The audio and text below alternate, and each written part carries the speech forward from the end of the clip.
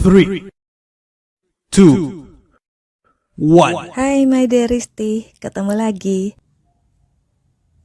Hai semuanya, kita lanjutkan ya. Aku si pelakor, sekarang bagian ke-23. Pernah saat di Manado, Sarah bertemu dengan teman-temannya. Ada Yani, Gia, Lana, Juli, dan lain-lainnya. Saat itu Sarah sangat senang karena biasanya Rio tak akan mengizinkan kalau Sarah bertemu dengan teman-teman, apalagi jalan-jalan, makan-makan, dan lain-lainnya. Tapi saat itu Rio malah ikutan bergabung. Dan karena teman-teman Sarah adalah perempuan semua, maka Rio adalah laki-laki satu-satunya. Namanya bertemu dengan teman-teman sekotanya dulu. Tentu saja mereka ngobrol-ngobrol mengenang masa lalu, masa saat-saat mereka sekolah, dan kenangan mereka saat mereka semua masih muda di kota mereka. Suasana gembira dan ceria karena mereka jarang bertemu, dan pertemuan itu tentu saja sambil mereka makan-makan dan foto-foto. Sarah tidak pernah ingin terbawa perasaan, apalagi terhasut dengan masa lalu bahwa Rio itu seorang playboy. Tapi Sarah tetap tidak bisa menghilangkan signal feelingnya merasakan sesuatu. Saat itu, Rio sepertinya bukan pasangan dengan Sarah, tapi dengan Lana. Rio selalu duduk di samping Lana, ngobrol dengan Lana, sekalipun mereka sudah berkeliling Manado dan pindah-pindah tempat. Terkadang, untuk membuktikan kebenaran dari feelingnya, Sarah menguji Rio. Misalnya, saat Sarah meminta Rio untuk memotretnya karena pemandangannya bagus. Tapi tentu saja Rio tidak peduli, Rio cuek. Rio seperti tidak pernah mendengarkan permintaan ataupun kata-kata dari Sarah. Rio sibuk untuk memotret Lana dari segala sudut, segala sisi, di setiap waktu, di setiap pemandangan. Berpindah-pindah tempat, dan di segala tempat itu Rio akan dengan senang hati memotret Lana. Cemburu? Tentu saja tidak. Sarah hanya ingin membuktikan feelingnya berdasarkan kenyataan, berdasarkan logika, dan bukti-bukti nyata. Yani pun sebagai sahabat Sarah mulai menangkap gelagat itu. Saat mereka akan pindah ke tempat lain lagi, Lana justru duduk satu mobil dengan Rio di samping Rio, sementara Sarah disuruh untuk ikut dengan mobil lain bersama dengan Yani dan Gia. Yani tentu saja protes, tapi Sarah memberi kode untuk membiarkan. Sarah, kamu kok nggak negur Rio? Kamu seperti membiarkan Rio begitu. Jangan terbiasa membiarkan Rio dengan kelakuannya itu. Dia seperti tidak menghargai kamu, tidak menghormatimu. Bahkan di depan kita-kita semua, dia dengan terang-terangan begitu. Sejak di kafe, dia sama Lana terus. Lihat nih foto-foto. Nira, lihat nih foto-foto. Semua foto-foto dia ada di samping Lana terus, bukan denganmu. Ujar Yani dengan sewot. Sarah hanya tersenyum. Biasanya setelah pulang dari mana-mana saja, dari jalan-jalan, dari bertemu klien, ataupun saat mengantar Sarah, Rio pasti akan mengeluh dan ngomel-ngomel karena kecapean. Tapi saat itu Rio pulang dengan hati gembira, raut mukanya sangat senang. Bahkan sampai di kamar hotel, Rio masih tetap gembira dan tetap dengan handphonenya, tidak lepas dari handphonenya, terkadang senyum-senyum sendiri. Sarah sangat yakin kalau Rio lagi chattingan dengan Lana, dan Sarah tetap membiarkan apapun yang dilakukan Rio. Yuk, minta nomor Lana dong. Tadi kan aku mau save tuh, tapi kamu bilang nanti dari kamu aja, kata Sarah. Rio cuek seperti tidak mendengarkan apa kata-kata Sarah. Sampai tengah malam, Rio tetap asik dengan handphonenya, tetap senyum-senyum sendiri. Bahkan saat Sarah menyuruhnya makan, Rio seperti tidak mendengarkan. Rio tidak merasa lapar. Padahal biasanya terlambat 5 menit saja dari jam makannya, Rio akan ngomel-ngomel dan ngoceh-ngoceh, mengeluh kelaparan dan mengeluh Sarah lelet, Sarah telatlah, Sarah tidak perhatian. Rio tertidur dengan senyum dan handphone masih di tangan. Sarah mengambil handphone itu dan meletakkan di meja samping tempat tidur.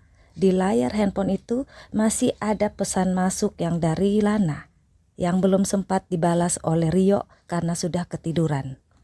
Menjelang subuh, Rio membangunkan Sarah. Rio kelaparan. Gak ada makanan yo, gak ada juga penjual jam segini.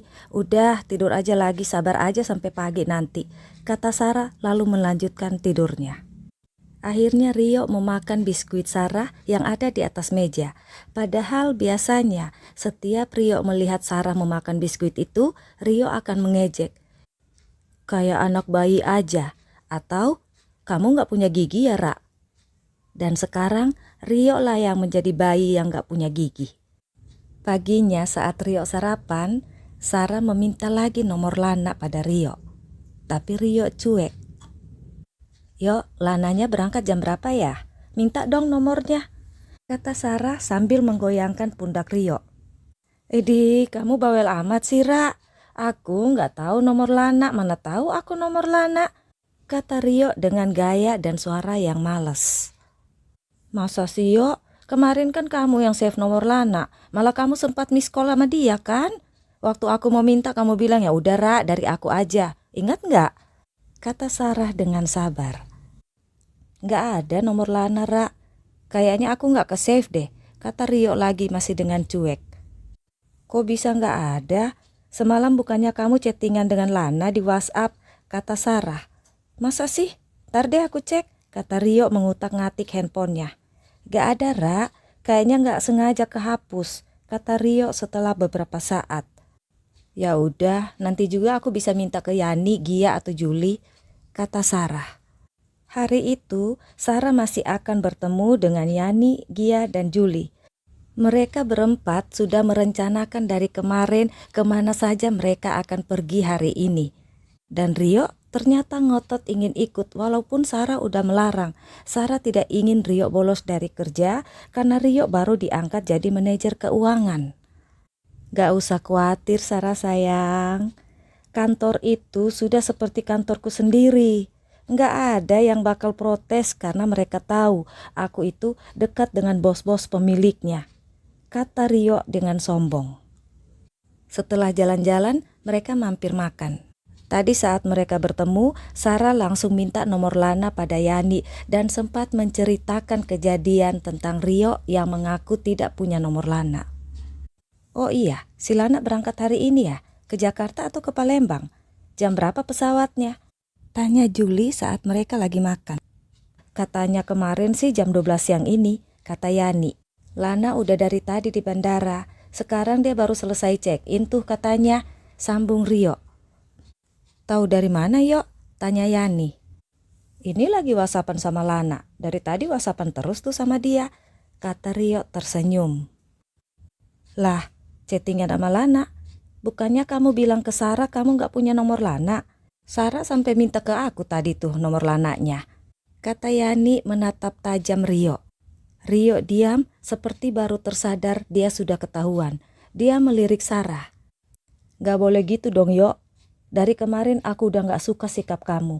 Bener-bener aku udah gak suka. Jadi gak boleh begitu ya. Masa Sarah minta nomor Lana kamu bilang gak ada, tapi ternyata kamu chattingan sama Lana. Ingat, Yo. Kamu udah janji padaku saat kamu makein cincin di jari Sarah. Ingat apa pesanku padamu waktu itu? Ingat janjimu dan kata-katamu padaku menjamin bahwa kamu tidak akan menyakiti, tidak akan menyia-nyiakan, tidak akan menduakan Sarah? Kamu masih ingat itu kan, Yo? Tanya Yani dengan judesnya. Aku aja masih ingat tuh apa kata-kata dia, apa janji dia waktu itu. Aku juga kan saksi saat itu. Ya kan, Yo? Masa kamu lupa? Juli pun ikut bersuara. Weh, ada apa nih? Ada masalah serius apa nih? Apa aku ketinggalan berita ya? Kata Gia yang baru kembali dari toilet. Enggak ada apa-apa. Duh, masalah segitu aja kok dipermasalahkan. Ayo makan. Hari ini pokoknya aku yang traktir semuanya, pokoknya makan deh, aku yang traktir, kata Rio dengan cuek seperti tak terjadi apa-apa. Yani sangat jengkel. Dan malam itu dia menculik membawa Sarah untuk menginap di rumahnya. Tentu saja Rio tak boleh ikut.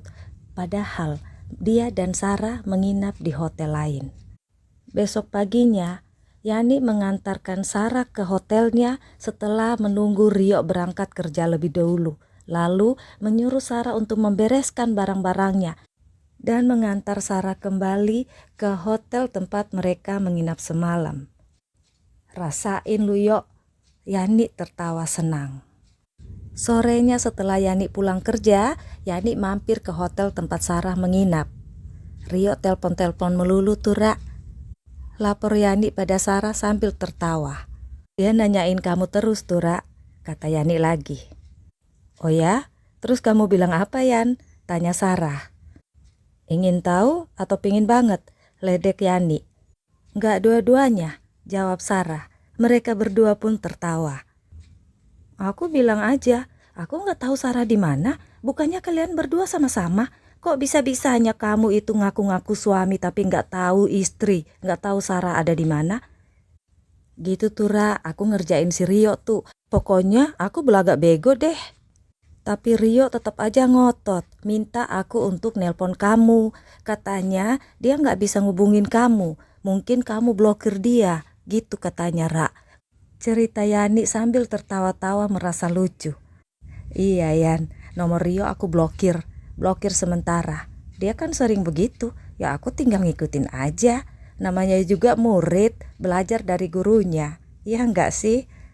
Kata Sarah yang membuat Yani tambah ngakak. Rio terus-terus desakin aku untuk telepon kamu.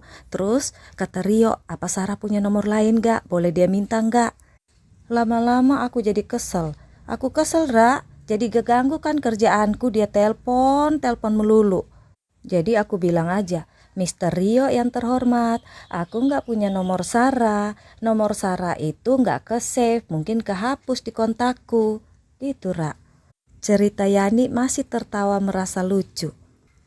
Terus tanya Sarah penasaran karena dia pingin tahu bagaimana cara Yani ngerjain Rio. Ya jelas aja si Rio geblek itu teriak, masa sih? Masa kamu sahabatnya nggak punya nomor Sarah? Kamu jelas-jelas bohong Yan. Gitu tuh kata si Rio mu udah mulai kesel dia tuh. Ya terus aku jawab aja, ya bisa dong, masa nggak bisa? Kamu aja nggak save nomor Lana, nggak punya nomor Lana, tapi bisa chattingan-chattingan sama Lana. Masa aku nggak bisa begitu juga Yok? Iya nggak? Yani cerita ke Sarah sambil ngakak. Sarah pun ikutan jadi ngakak. Rio kena. 2 hari Sarah dan Yani nginap bersama-sama di hotel itu. Sarah menyelesaikan pekerjaannya, berjalan-jalan dengan Yani, belanja sana-sini, dan kemudian dia kembali ke Jakarta. Hubungan Sarah dan Rio senyap, diam-diaman tanpa komunikasi. Sarah hanya melihat Rio dan Lana saling balas-balasan komentar di FB masing-masing. Sarah tersenyum. Sarah merasa tenang. Dia tak perlu membawa handphone sekalipun dia di kamar mandi. Ya enggak? Tapi Ami, sahabat Sarah yang tahu ceritanya dari Sarah, memanas-manasi Rio. Ami memposting di FB foto Sarah dengan seorang laki-laki. Padahal laki-laki itu adalah adik laki-laki dari Ami. Foto itu foto Sarah dengan keluarga besar Ami saat Sarah pulang kampung dulu. Kebetulan di foto itu, posisi adik laki-laki Ami itu agak menyamping, membelakangi kamera dan menatap Sarah. Sementara posisi Sarah menghadap ke kamera sambil melihat ke arah adik laki-laki Ami, tertawa dengan ceria. Sebuah foto yang sangat sempurna. Rio sangat cemburu dan sangat marah. Terlihat sangat jelas dalam postingan dan status-statusnya yang bernada galau. Ami ngakak gak habis-habis. Yani pun ikut tertawa lucu saat Sarah menceritakan padanya. Kalian berdua ini, kalah ABG kelakuan kalian berdua, bener-bener deh. Gini nih kalau udah kelewat umur baru pacaran, udah kadaluarsa baru ketemu cinta, kata Yani dengan ngakak merasa lucu. Terkadang sikap kekanak-kanakan harus dilawan dengan sikap kekanak-kanakan pula, supaya nyambung, iya enggak? Tante Ra, papa sakit, Tante Ra datang dong, itu pesan Lia, anak Rio. Tante Rara gak bisa Lia, lagi banyak kerjaan. Lia aja ya yang jagain papa, balas Sarah. Lia menelpon Sarah berkali-kali, tapi Sarah tak meresponnya, tidak mengangkatnya. Sarah sangat tahu itu trik dan taktik dari Rio. Biarlah Rio dengan kesenangannya. Itu konsekuensimu, Rio. Ini udah untuk kesekian kalinya. Jadi perlu sekali-kali untuk Rio diberi pelajaran. Dan Rio belajar, Rio kapok. Wow, dunia kiamat kalau buaya berubah. Buaya itu bisanya ganti kulit tapi tidak akan berubah. Itu status yang Ami tulis di FB-nya. Dan Rio mengomentarinya, merasa bahwa status itu diperuntukkan Ami untuknya. Cerita tentang Lana lainnya yaitu Lana yang bekerja di kantor Rio. Semua pekerja wanita yang bekerja di karaoke pasti cantik-cantik dan seksi. Tentu saja, karena itu daya tarik utama dari sebuah karaoke. Begitu juga karyawan Rio yang bernama Lana. Dia cantik dan montok. Lana janda beranak 1. Sarah sudah sering mendengar nama Lana itu disebutkan oleh Rio. Waktu Rio di Jakarta, hampir setiap pagi Lana menelponnya. Dan kata Rio, itu urusan kerjaan. Lana melaporkan masalah kerjaan padanya. Sarah tak menanggapi dan tak mau mengambil pusing. Emangnya Sarah bodoh apa? Emang di kantor itu tidak ada orang yang lebih berwenang untuk melaporkan pekerjaan kepada Rio selain Lana yang seorang mami. Sarah sangat tahu kalau dia mengajukan argumentasinya pada Rio. Rio pasti akan bilang, mana tahu kamu urusan kantorku, Ra. Atau, jangan terlalu masuk campur, Ra. Aku ini GM. Itu selalu kata-kata Rio pada Sarah saat Sarah memprotes ataupun sedikit mengkoreksi tentang masalah karyawan ataupun masalah di pekerjaannya. Padahal, hampir setiap hari, hampir setiap ada permasalahan yang dihadapi Rio di kantornya, pasti akan menelpon Sarah dan meminta Sarah untuk mencari solusinya. Sarah jadi sangat tahu apa-apa saja yang terjadi di kantor Rio. Bahkan pendapatan setiap malam dari karaoke itu Sarah mencatatnya atas permintaan Rio. Dan Sarah rutin diminta untuk membuat laporan keuangan setiap bulannya untuk membandingkan dengan laporan keuangan dari bagian keuangan kantornya. Jadi Sarah pun sudah mendengar gosip-gosip bahwa Lana dekat dengan Rio. Dan kemudian kejadian itu terjadi. Saat itu Sarah di Manado. Waktu itu Rio masih jadi wakil GM, belum GM. Di kantor, rutin setiap bulan diadakan syukuran dan tentu saja makan-makan. Sarah sudah sering bertemu dan kenal dekat dengan GM dan istri serta anak-anaknya. Itu sebabnya saat tahu Sarah ada di Manado, Pak Adi si GM itu mengundang Sarah untuk hadir pada acara syukuran bulan itu. Dan tentu saja Sarah meminta izin Rio. Sarah mengatakan pada Rio dia akan hadir acara syukuran di kantor, tapi Rio tidak mengizinkan. Kata Rio, istri GM aja nggak pernah hadir. Ini hanya acara kantor dan hanya untuk karyawan dan pimpinan kantor saja. Tidak untuk orang luar, sekalipun itu keluarga ataupun istri. Lah, yang mengundang langsung itu kan Pak GM. Dan kata Pak GM itu atas permintaan istrinya. Katanya, istri dan anak-anaknya selalu hadir setiap acara syukuran kantor. Sarah menceritakan hal itu dengan jujur pada Pak Adi dan kemudian Sarah mengatakan bahwa dia akan hadir, tapi meminta Pak Adi untuk tidak memberitahukan Rio, supaya Rio tidak tahu kalau Sarah akan hadir di acara syukuran itu. Saat harinya, Sarah datang setelah acara syukuran selesai, tinggal ramah tamah. Pak Adi, si GM itu sudah mengirim WhatsApp pada Sarah untuk meminta kalau Sarah sudah tiba di tempat itu langsung masuk ke ruangannya. Pak Adi juga memberitahukan nama ruangannya. Karena itu karaoke, jadi antara ruangan satu dengan lainnya banyak terdapat lorong-lorong. Dan tentu saja Sarah harus melewati beberapa lorong untuk sampai ke tempat Pak Adi. Dan di satu lorong yang panjang, Sarah melihat Rio dengan seseorang. Dua orang itu berdiri dalam posisi yang sangat dekat dan berdempetan. Itu bukanlah posisi antara atasan dan karyawannya. Karyawan perempuan mana yang bisa posisi sedekat itu dengan atasannya? Iya kan? Itu yang ada di logikanya Sarah. Bukan karena cemburu atau menuduh. Perempuan itu membawa 2 piring berisi makanan. Perempuan itu memberikan piring yang ada di tangan kanannya pada Rio sambil mengucapkan sesuatu, lalu tangan kanannya mencomot sepotong lauk dan ingin menyuapinya pada Rio. Rio, panggil Sarah karena dua orang itu seperti tidak menyadari kalau di situ ada orang lain. Dua orang itu menengok. Sangat terlihat jelas muka Rio yang sangat terkejut melihat Sarah ada di situ. Inikah alasan Sarah nggak boleh hadir pada acara syukuran di kantor? Ra, ngapain di sini? Tanya Rio setelah beberapa saat dan mengambil posisi menjauh dari perempuan itu. Nengokin kamu, jawab Sarah tersenyum seolah-olah bercanda. Sarah berjalan mendekat pada Rio, memeluk pinggang Rio, berjinjit dan mencium dahi Rio. Tentu saja Sarah sengaja melakukan hal itu di depan perempuan itu, karena Sarah sangat tahu perempuan itulah yang bernama Lana.